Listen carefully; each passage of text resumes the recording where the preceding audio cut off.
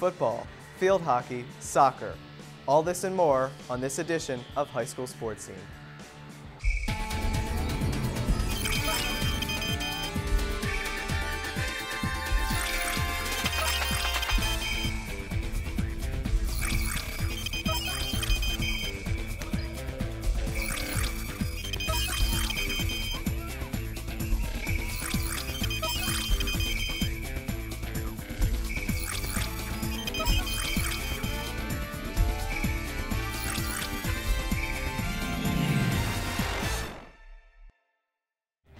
Hi, and welcome to this edition of High School Sports Scene. I'm Ryan Plano. The first county champions of the fall earned their trophies at Fox Hollow Golf Course. Under gray skies, 70 golfers from 16 Baltimore County Public Schools teed off at Fox Hollow Golf Course in Timonium for the Baltimore County Golf Championship. On the boys' side, just 4 shots separated places 2 through 10. Delaney's Alex Moore carded a 76 to take 5th place. Hereford's Gary Schmallenberger also shot a 76 on his way to 4th. Brett Kofsky from Owings Mills shot a 75 to earn 3rd place. Catonsville's Mike Fiato took 2nd, also with a 75. But it was Pikesville's Matt Oshrine, shooting a 3-under par 68, who took the top spot by 7 strokes. Hereford's boys earned the team title.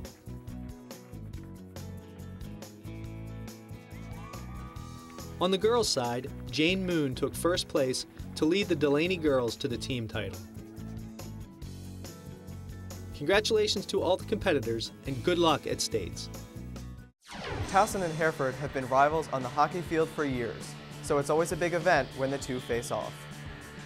The top-ranked Hereford Bulls were looking to charge over their rival, the Towson Generals, in this classic fall field hockey matchup. For the Bulls, offense was the order of the day. With a nice stop and strong drive to the goal, Elizabeth Beasley finds Lane Litzinger waiting at the post to put the ball in for a quick 1-0 score. The Bulls were back in business for their 3rd goal when Lacey Agazarian received a pass, carries through the circle, and drives the ball into the left corner of the goal for the score and the 3-0 lead. Right before the end of the half, the Bulls were on the move again. Mary Claire Abbott drives the ball at the goal, and again, number 1, Lane Litzinger, was there to put the ball into the goal. The Bulls took a 5-0 lead into the half, but the Generals looked to regroup in the second half. The Generals stayed on the attack and kept the pressure on throughout the second half. Looking for their second score, Maddie Tribby sends a penalty corner shot to Maggie Kakanya, who battles for the ball and flicks it back in the direction of Maddie, who is there to stick it in the goal with some excellent stick work.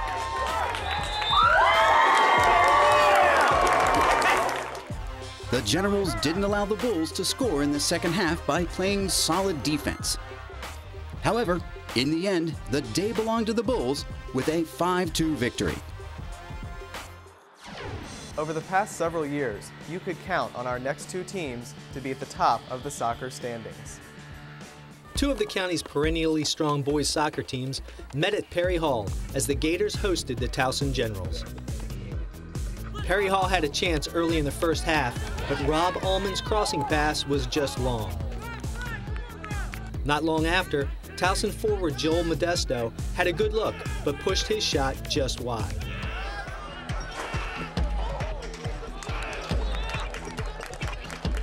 Perry Hall had a couple more tries in the half. First, the Gators' Vinny Magliano has a shot from the 18, but Towson's Ryan Talbot gets a foot on it. Next, Rob Allman gets another try from the wing that misses. Later, Alex Holschneider gets a nice feed from Justin Ornelas, but can't put his shot on goal. Towson gets another try when Joel Modesto drives a shot just wide of the Gators' net.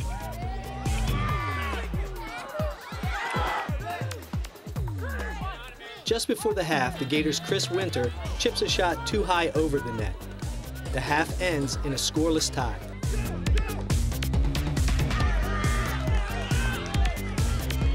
5 minutes into the second half, Towson's Kelton Lynch streaks to the goal, but is tripped, and the Generals are awarded a penalty kick.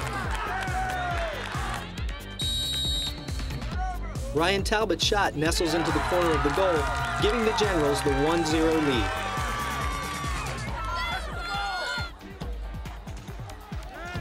The Gators pressed hard for the next 30 minutes, but were unable to close the gap as Towson held on for the win. This season has seen some upheaval in the traditional county football order. One team that is getting a lot of attention is Catonsville. A pair of teams with different fortunes on the season met at Comet Park as the undefeated Catonsville Comets played host to Eastern Tech.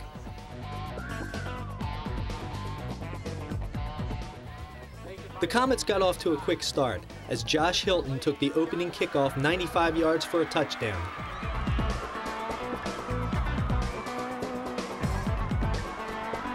The extra point was good, putting the Comets up by 7 just 21 seconds into the game. After a 3-and-out, the Mavericks were forced to punt, and this time it was Danico Carter going 65 yards for the score.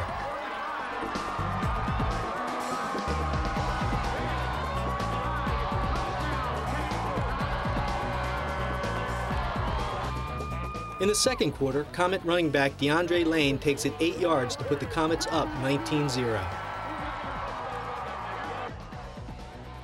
And on Catonsville's next possession, Lane goes 55 yards for the score. Point after is good, Comets up 26-0.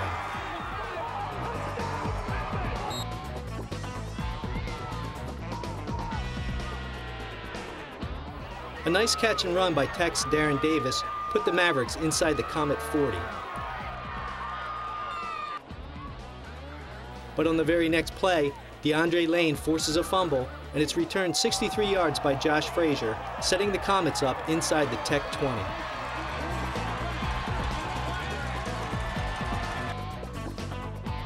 Two plays later, QB Aaron Jones finds Sean Lipscomb in the flat, and he takes it in to put Catonsville up 32-0 at the half. On the opening kickoff of the third quarter, the Mavericks' Paul Walter returns the ball inside the Comets' 30.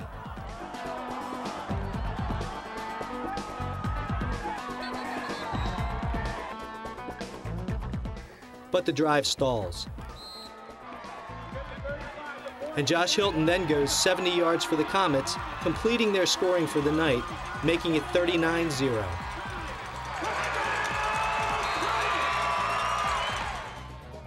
Eastern Tech finally got on the board late in the quarter and added 14 points in the fourth, but that was it as Catonsville gets their 6th win, 39-17.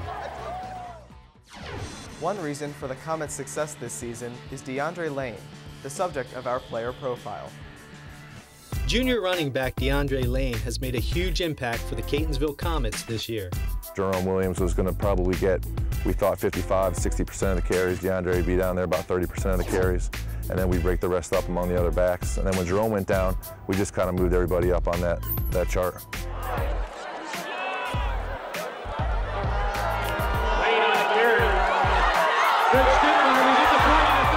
Following an injury to Jerome Williams in the opening game of the season, DeAndre was given a bigger role. I knew that once I went in, I had to just do what I had to do and make sure I could help my team in any way possible. Handoff goes to number 3, DeAndre Lane, over to the right side. DeAndre has done just that, with over 600 yards on the ground and 6 touchdowns. But he's also made an impact on defense from his corner position with an interception and a forced fumble. He's also returned a punt 75 yards for a touchdown.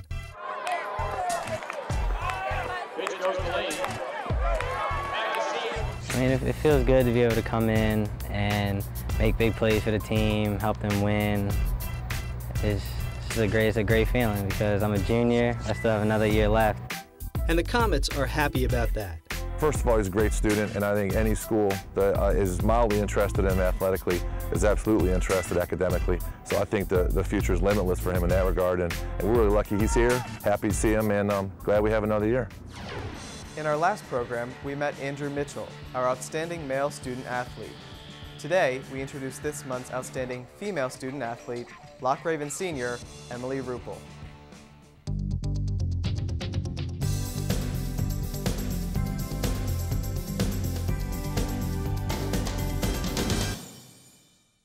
Emily Ruppel is a senior multi-sport athlete at Loch Raven High School. Winning the Maryland 1A State Cross Country Championship last year hasn't fazed Emily, who recalls how she got involved with running. I used to be a soccer player, and I started running longer distances because, honest to God, I was the slowest person on the team. So I started running distances, to try and get faster. And I went to Ridgely Middle School, and they had a road runners club there, and I got involved with that too. So by the time freshman year rolled around, I just kind of decided to run cross country. A 3-season runner for Loch Raven, Emily specializes in long-distance runs, stating the longer the better. She enjoys the different topography and landscape she finds in cross country rather than the continuous circle on the track. Cross country is definitely my favorite of the running sports because there's the different courses. There's the hills at Hereford, there's the more flat at Delaney.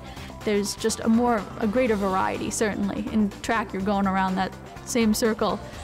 Encouraged by her coaches that she had the ability to be a champion, Emily's hard work paid off at last year's state cross-country championship. There's a big hill at the Hereford course called the Dip.